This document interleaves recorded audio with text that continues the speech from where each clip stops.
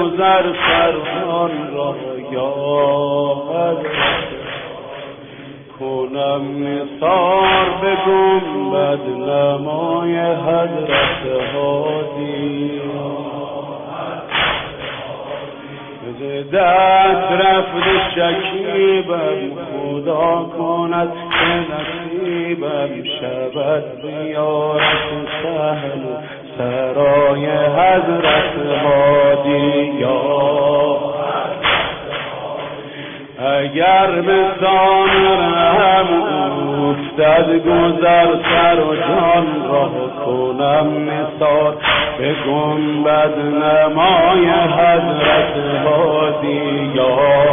حضرت دست رفت شکیبم خدا کند که نصیبم شود زیارت سهل سرای حضرت هادی به خاک عطر بهشتی پراکند اگر آید نسیمی از طرف سامرای حضرت هادی به خاک عطر بهشتی پراکند اگر آید نسیمی از طرف سامرای حضرت هادی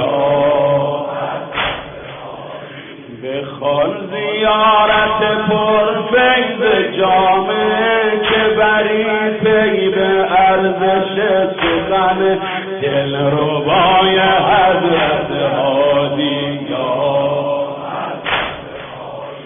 مرا رضایت ابن الرضا خوش است که دانم مرا رضایت ابن الرضا خوش است که دانم بود رضای خدا در رضای حضرت هادی چو شمع از شرر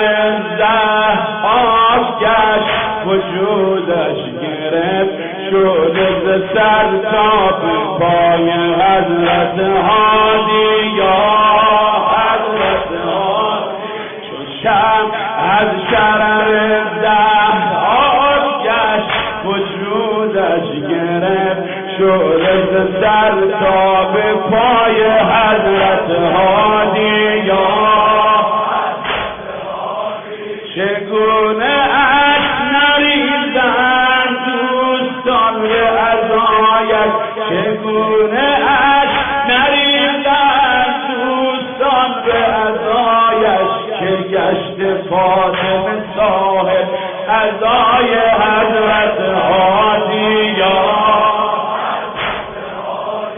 غریب و بیکس و تنها شهید گشت چو جسدش زمین سامره شد کربلای حضرت هادی ز دست رفت شکیبم خدا کند که نصیبم شود زیارت سرای حضرت هادی یا رب از زهر جفا سوخته پا به سرم یا رب از زهر جفا سوخته پا به سرم شعله با ناله براید همه دم از جگرم جز تو ای خالق دادار کسی نیست گوا که چه آورد جفای متوکل به سرم می دوانید پیاده به پی خویش مرا گرد ره ریخ بسی بر رخ هرچون قمرم زهر نوشیدم و راحت شدم از اون ولی ریخت خاک یتیم به حضار پسرم با که این ظلم بگویم که به زندان بلا قبر من کردو پیش دو چشمان ترم هر زمان هست در این دار فنا مظلومی هر زمان هست در این دار فنا مظلومی حق مباهد که من از همه مظلوم ترم هر زمان هست در این دار فنا مظلومی